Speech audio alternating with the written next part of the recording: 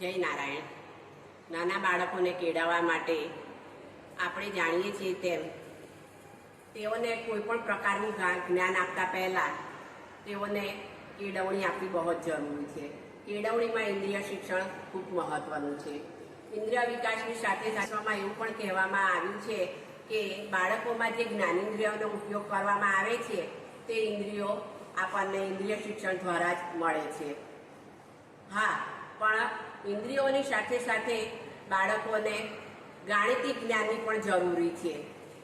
તેમાં જાડું, પાતળું, લાંબુ, ટૂંકું, ઠંડુ, ગરમ વગેરે વિવિધ પ્રવૃત્તિઓ દ્વારા પણ બાળકોને ઇન્દ્રિય શિક્ષણ આપણે આપી શકીએ છીએ.